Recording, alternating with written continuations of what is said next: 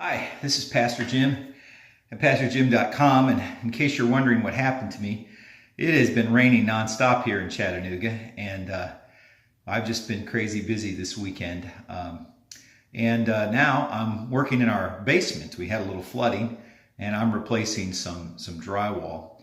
And while I've been down here replacing drywall tonight, I've been listening to Pandora. I know a lot of people do Spotify now, the young people, but I've been listening to Pandora, and I like John Denver. I've been listening to John Denver station. Man, I've heard so many great old songs. Started with Country Boy, then Brandy, You're Such a Fine Girl, The Wreck of the Edmund Fitzgerald, A Train Called New Orleans, Blowing in the Wind, Old Lang Syne. I mean, just all these old great songs. And I'm sure, like me, you love to listen to old songs. You know, and it's just been so sad. I just hear all these songs that made all these people fortunes. Some of these people, like the wreck of the Edmund Fitzgerald, that fella could have just lived the rest of his life off of writing that one song. Seems kind of silly, a song about a ship. Beautiful song. But I don't think that was really the intent of music, because these songs all, in a sense, start to glorify and worship other things. You know, we weren't supposed to worship oceans, or emotions, or relationships, or trains, or sunken ships, or mountainsides, or even love, or musicians. You know, I've seen the television reports about Michael Jackson, and I feel sorry for him. What a tortured soul. I really enjoyed the movie Bohemian Rhapsody, which showed the life of this brilliant musician and beautiful person, Freddie Mercury. What a talent. And yet he was worshipped like a god.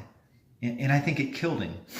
I don't think men are supposed to be worshipped like gods. And I don't think we're supposed to romanticize and worship other things. I think we're all supposed to worship God. And all music was meant to worship God. Now, I'm not saying it all has to be hymns, but even if you're writing a beautiful song about a mountain and it glorifies God, that's different than worshiping the mountain or what part of the country you're from, or even allegiance to a country. You know, in Ecclesiastes 12:13, Solomon talks about the wind, and one of the last songs I heard was by the great prophets, I'm joking, Peter, Paul, and Mary, and said the answer is blowing in the wind. And I thought, no, the answer is not blowing in the wind. The answer is written down in the Word of God. And Solomon used the expression of the wind too. He said, all of life is kind of vanity. It's a chasing after the wind. But just real quick, in the 10 seconds that we have remaining, he said, let us hear the conclusion of the whole matter. The wisest man in the world, the best songwriter ever, explored all that life had to offer, and he had unlimited resources. And he said, let us hear the conclusion of the whole matter. And it is this: fear God and keep his commandments, for this is the duty of man. And I know we don't like duty, but I think it's just like that's our job. That's our role. When we get that in perspective and we write songs about that, we're going to find ourselves in the right place. So I didn't fall off a cliff somewhere. I've just been busy, and I'm sorry that I've missed you.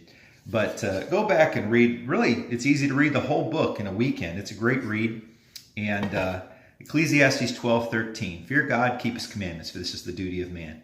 God bless you and have a great day. This is Pastor Jim at PastorJim.com.